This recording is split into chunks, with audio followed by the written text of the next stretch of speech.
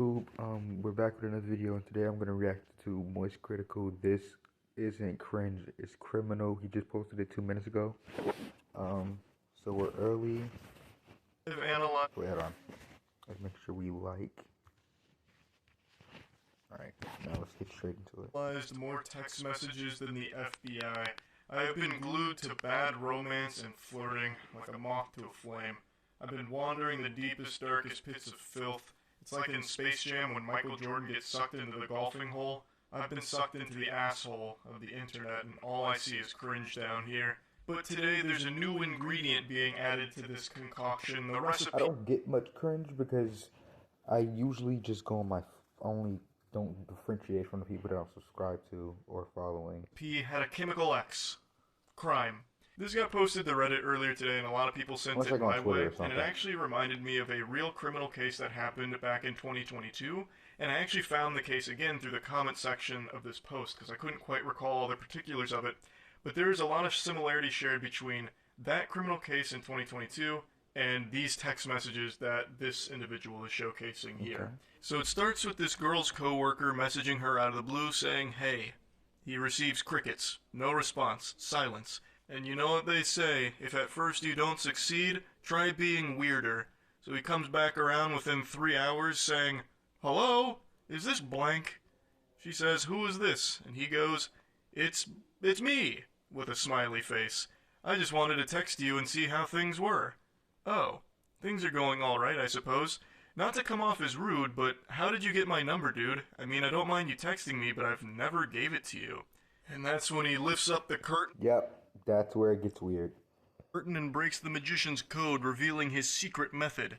"I just grabbed it off the contact sheet in the office room. Hope that's alright." To which she says nothing in response because that is fucking creepy. She never gave him her number. He just went out of his way to find it from their workplace. Weird. Yucky. But he comes back around saying, "How's it going?" And he just keeps going, throwing questions at the wind here, hoping to receive even the slightest semblance of life on the other side, not realizing that he has already scared her by snooping around tracking down her phone number without ever getting it from her directly. So it's already super creepy to do that. So he says, "How was your New Year's?" No response. 2 days later. "Sorry to keep texting, but what are you up to today? If you're free later, I'd love to go out." I will never understand that kind of shit right there. How can you be so deluded and lost in your own little fantasy land Narnia that you think there's even an iota of a chance that she agrees to go out with you when she has ignored your messages for 4 fucking days? Like, what is the thought process? Scratching at his chin. Maybe she's playing hard to get. Yeah. Perhaps she's just been truly swamped and has been really wanting to reply to me, but just might be a bit shy and doesn't know how. Yeah. I know. I'll go ahead and invite her out with me. That should make her a lot more comfortable. And he goes a bit deeper. "I know you're probably busy, but I could pick you up too, so you wouldn't have to take the bus anywhere. If you wanted to go out, that is.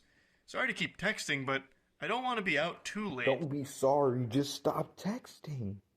So I'd appreciate a response at some point, smiley. "I'm heading out to get coffee now, so if you want to join me, just let me know." "Ma'am, you better hurry. The choo-choo train is leaving and Mr. Perfect is going with it. Yes, you only have one opportunity to get coffee with a gentle sir like this, so you really gotta play your cards right." She declines, saying, "I would appreciate it if you didn't text me unless it's work-related. I don't really know you, and I'm only blank. You're 5 years older than me, dude. This just feels creepy." "I didn't mean to be creepy or anything. You're just pretty, and I thought it would be cool if we got to hang out, smiley." "No thanks. That's honestly so weird, and if you continue to ask, I'm going to talk to Lean about this." I'm assuming that's like their supervisor or someone higher up at the place they work. She handled this. And then he goes in deep. Okay. He says, "I'm not gonna lie. I've been thinking about you a lot, and I just want you to spend time with me. What you said the other day just felt rude. At least try and give this a chance.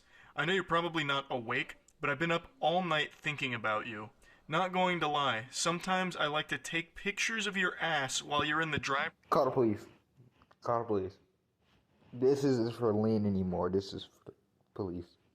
FBI. "Drive-through window, and I jerk off to them in the bathroom." I'll go ahead and take a courtesy pause here to give everyone a brief respite and let that nugget marinate in this sauce here because he just dropped a real heavy, spicy meatball on the plate. And when I first read it, I certainly wasn't ready for that because that's just openly admitting to a crime. I'm not a sheriff or anything, but I'm pretty confident that that's illegal. He'd probably be taken away in handcuffs if this information got out, which it should. She should absolutely report all of this. Now, she did. Somehow it actually only gets worse from here. This is just the beginning. He's showing his true face, and man oh man, is it an extraordinarily ugly one. I know that's messed up, but imagine if we fucked in the work bathroom. Oh my god. Bro, she can't even go to work anymore. You can't go back, bro. Until this is solved, you can't go back. You can't go back until this is solved. It's as simple as that. You can't go back until this is solved. Or if we went out in public. I honestly just love the idea of having a little helpless bitch under my control. I know you're so much younger, but you should give it a shot. Older men can be so much fun to be with. What, bro? No one at work would have to know. Hello? Sorry for calling, but I'm really lonely and you haven't replied to me at all. Since the text messages are going unanswered, I guess he's resorted to actually just calling her, which is also being ignored, obviously, because that's the safest thing you can do is ignore it. I can't believe the revelation that it turns out he's lonely. Who would have seen that coming?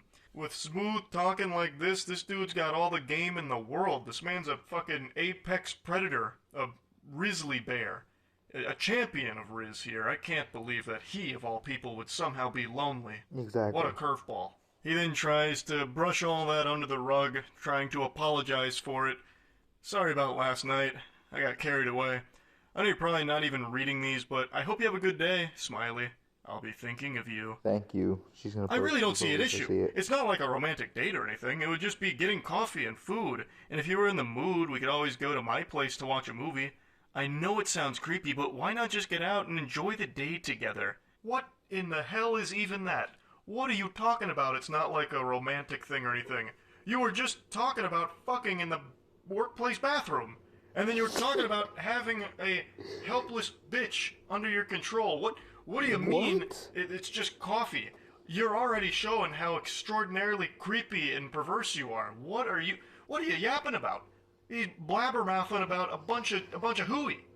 And that's when she finally does respond to all this and says, "Alright man, I'm probably going to report you to the police. You know damn well that I'm underage and you're texting me in the middle of the night like that. Fuck off."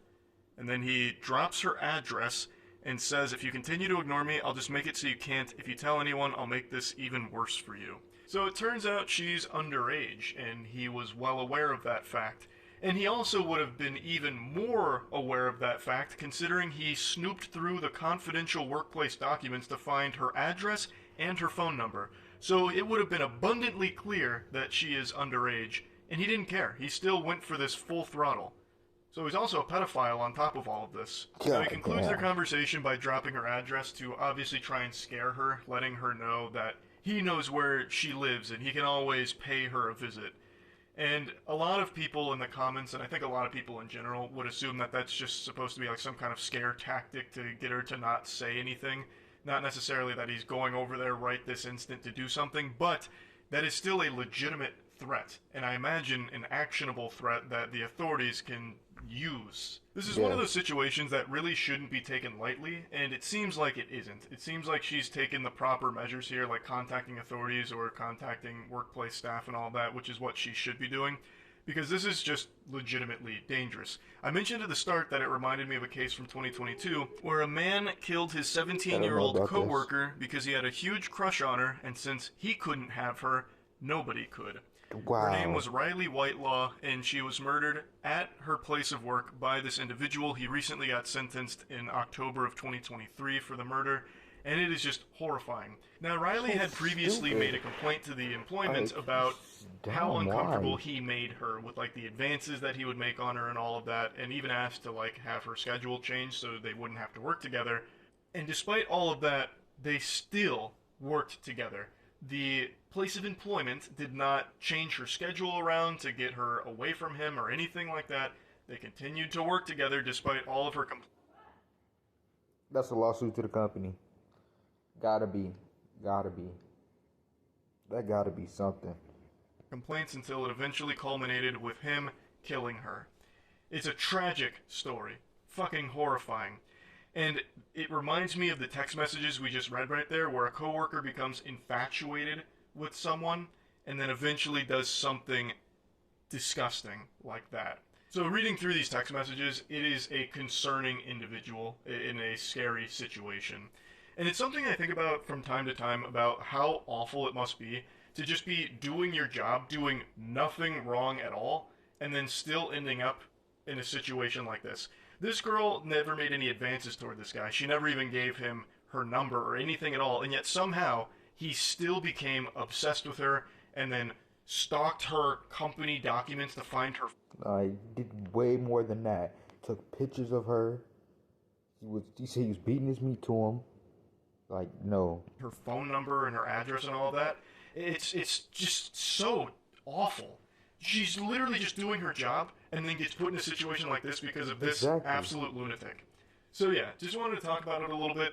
I think situations like these should always be taken seriously. Like if a coworker or anyone for that matter starts to get like a level of obsession with you that it becomes a bit palpable, that you can start to see it, it immediately needs to be something that you take very seriously because you never know where it could lead. And I think that is just always something that needs... I always say that's a bad thing about like leading people on and stuff, because if you lead the wrong person on, it can become dangerous. Needs to be handled with real care. So just wanted to go over this a little bit. That's really it. So yeah. Alright, y'all. Hope y'all enjoyed. I'll see y'all in the next one. Peace out. Don't forget to like, comment, and subscribe.